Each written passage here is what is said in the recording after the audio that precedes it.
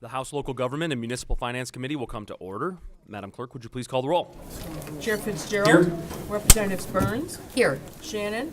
Present. Breen. Present. Rogers. Here. Hill. Here. Hoskins. Here. Pies. Zorn. Paquette. Here. Oh, I'm sorry. Bizat. I meant to say Zorn's here. Sorry about that. I'm present, by the way. Okay. Bizat's here. Bagol. Here. We're gonna Preston. mess that one up. Mr. Chair, you have 12 members. You have a quorum. Thank you very much, Madam Clerk. Next, I need a motion to approve and adopt our minutes from our previous meeting on December 4th. Representative Shannon makes that motion. Hearing no objection, the minutes are approved.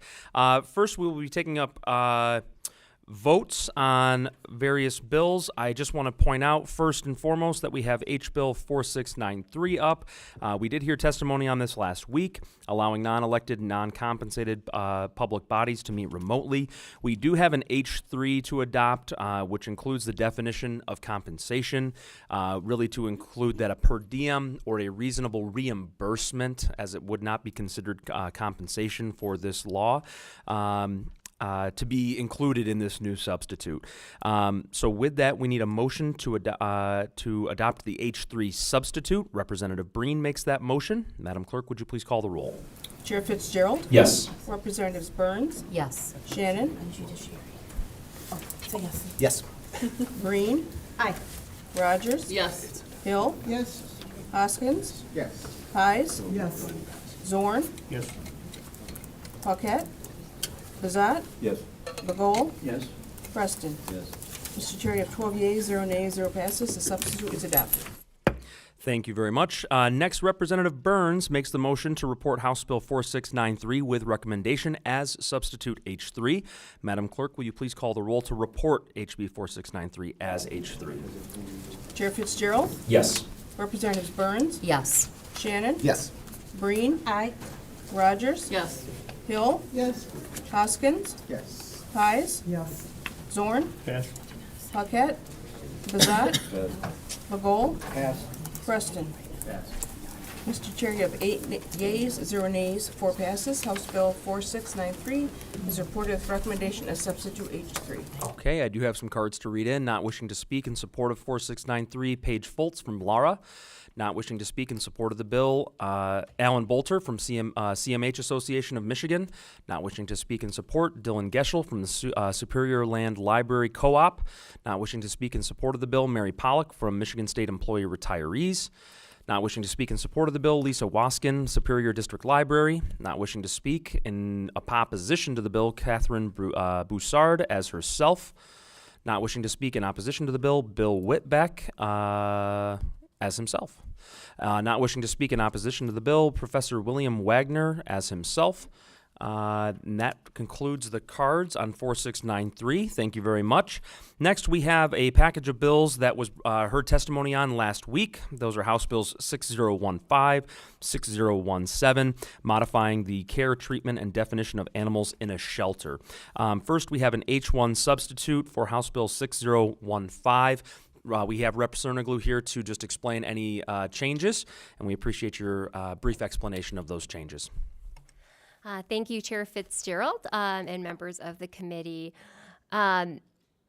Also, thank you to Representative Hill for really explaining some of the concerns that we had from some of our hunting groups, including the Michigan Hunting Dog Federation, Michigan Bear Hunters Association, and the UP Bear Houndsmen. So the substitute strikes language that includes the thickness and length of the animal's fur or hair. There were just some concerns about that by those groups because of some of the breeds that they were owning. The animal control officers can still use breed, physical condition, as well as age and other factors. So the bill still accomplishes what we want it to do, and also accommodates the concerns of some of the hunters, as explained by Representative Hill. And that's all the substitute does, is remove that language. Thank you very much. Do we have any questions for the representative? Okay, seeing none, I will entertain a motion to adopt the H1 substitute. Representative Rogers makes that motion. Madam Clerk, would you please call the roll? Chair Fitzgerald. Yes. Representatives Burns, Yes. Shannon, Yes. Breen, Aye. Rogers, Yes. Hill, Yes. Hoskins, Yes. Pies, Yes. Zorn, Yes. Paquette, Bizat, Yes. Bagol, Yes. Preston. Pass. Mr. Chair, you have 11 yeas, 0 nays, 1 pass. The substitute is adopted. Thank you very much, Madam Clerk. Next, Rep. Pies makes the motion to report House Bill 6015 with recommendation as substitute H1. Madam Clerk, would you please call the vote? Chair Fitzgerald. Yes. Representatives Burns, Yes. Shannon, Yes. Breen, Aye. Rogers, Yes. Hill, Yes. Hoskins, Yes. Pies, Yes. Zorn, Pass. Paquette, Bizat, Pass. Bagol, Pass. Preston. Pass. Mr. Chair, you have 8 yeas, 0 nays, 4 passes. House Bill 6015 is reported with recommendation as substitute H1. Thank you, Madam Clerk. No cards to read in on that one. House Bill 6016, Rep. McFall's bill. Rep. Hill makes the motion to report House Bill 6016 with recommendation. Madam Clerk, would you please call the vote?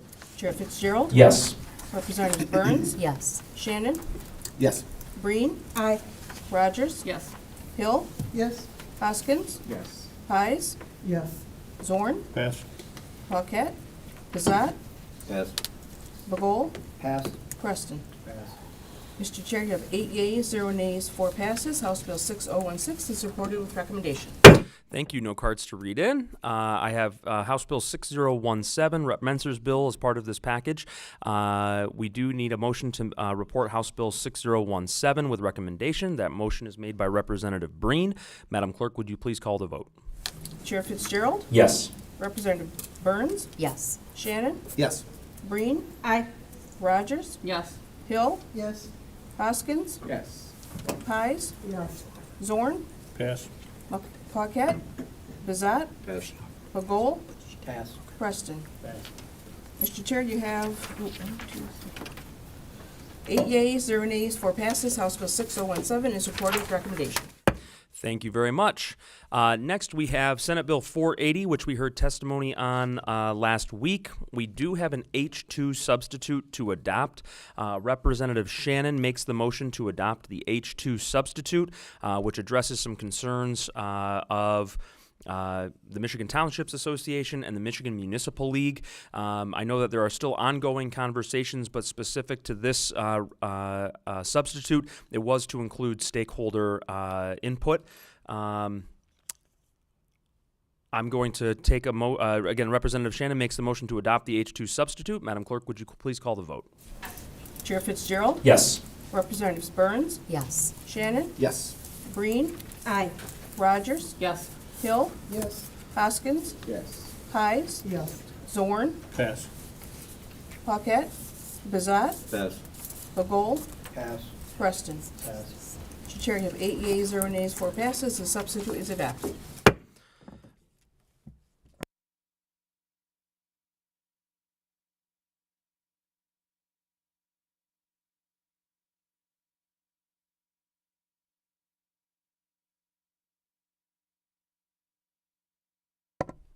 Thank you very much. I don't believe we have any testimony on the updates to the sub, if I'm not mistaken.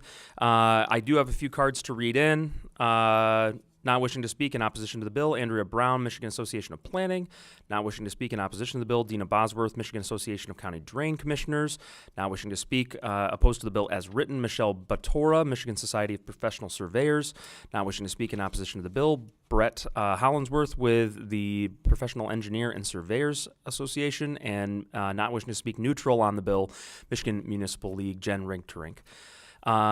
Thank you very much. With that, I have a motion from Representative Hoskins to report Senate Bill 480 with recommendation as substitute H2. Madam Clerk, would you please take the vote?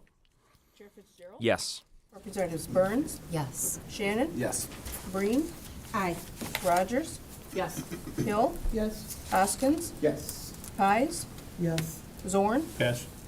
Paquette, Bizat, No. Bagol, Pass. Preston. Pass. Mr. Chair, you have 8 yeas, 1 nay, 3 passes. Senate Bill 480 is reported with recommendation as substitute H2. Thank you very much. Next up, we have two bills that we will be taking testimony and looking to hold a vote on here today. First is Senate Bill 896, bill sponsored by Senator Hertel. I believe we have folks prepared to testify, but it is a bill that would amend the Home Rule City Act to allow the legislative body of a city to contract for the maintenance or improvement of any private road in the city by creating a special assessment district. Here we have, and I apologize, I did not catch your name ahead of committee, so if you wouldn't mind introducing yourself, and you may begin when you are ready. Hi, my name is Daniela. I am Senator Hertel's legislative director, and thank you, Chair and members of the committee. Thank you for having a hearing on Senate Bill 896. In District 12, we have a road in the city of Arenac that the residents want to make improvements on, but are unable to do so under the current Home Rule City Act. This issue was brought to our attention by the city manager of Arenac on behalf of her residents because streets like Eckfield, like many roads in Arenac, Eckfield was platted in the late 1800s or early 1900s and now requires costly improvements and maintenance. Eckfield Street in particular is in such poor condition that it compromises the residents' abilities to receive basic services like trash collection or even receiving package deliveries. However, because Eckfield is a private road, the city cannot create a special assessment district to then improve upon or maintain this road. What is particularly frustrating for the residents is that this restriction only applies to cities, not townships. If Eckfield Street were located in a township, its residents could have had their road fixed by now. This situation highlights a disparity in the law that this bill seeks to address. Thank you, and I'm happy to try and answer any questions. Thank you so much, Daniela. Do we have any questions from the committee? Representative Hill. Could you review what a private road is exactly, and is there any difference between a private road in a township versus a city in any other ways? Because we have, I hear a lot about, we have a lot of seasonal roads in particular in the Upper Peninsula, and I want to make sure this doesn't impact them unintentionally in some negative way. From my understanding, and we can get back to you on this, but from my understanding, there is no difference on private roads between cities and townships. And I guess, sorry, my question was a little convoluted because I was thinking this through, but I guess my question is, on a seasonal road, does this also impact in any way? Oh, I'm not sure. We'll get back to you on that one. Okay, thank you. Mm-hmm.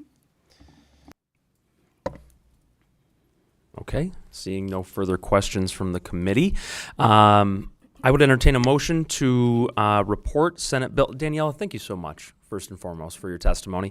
I would entertain a motion to report Senate Bill 896 with recommendation. Representative Burns makes that motion. Madam Clerk, would you please call the vote? Chair Fitzgerald. Yes. Representatives Burns. Yes. Shannon. Yes. Breen. Aye. Rogers. Yes. Hill. Yes. Hoskins. Yes. Pies. Yes. Zorn. Pass. Paquette. Bezat. Pass. Bagol. Pass. Preston. Pass. Mr. Chair, you have 8 yeas, 0 nays, 4 passes. Senate Bill 896 is reported with recommendation. Thank you very much, Madam Clerk. No cards to read in on that one. The next bill that we are going to take up for testimony and hopefully a vote of the committee would be House Bill 5820, sponsored by Representative Hoadley. This is a bill that would allow for the transfer of certain state-owned property in Arenac County, specifically the Standish Prison. And we have Representative Hoadley's legislative director here today to testify. And I believe Neil D'Souza and Kyle Kaminsky as well. So if you all want to come forward at once, that would be great. First, we'll let you begin, and you may begin when you are ready. Yeah, my name is Ryan. I'm here on behalf of Representative Hoadley, who is unable to be here. Thank you, Mr. Chair, and members of the committee for allowing me to testify on this bill. The bill you have before you is a simple land transfer bill. It transfers property in Arenac County. The Standish Maximum Correctional Facility, which was closed in 2009, I believe, from the Department of Corrections to Department of Technology Management and Budget. Once conveyed and approved by the State Administrative Board, the property will be put up for public sale. Our bill will help ensure that the region is able to repurpose this vacant prison and be put to good use and help the people of the community.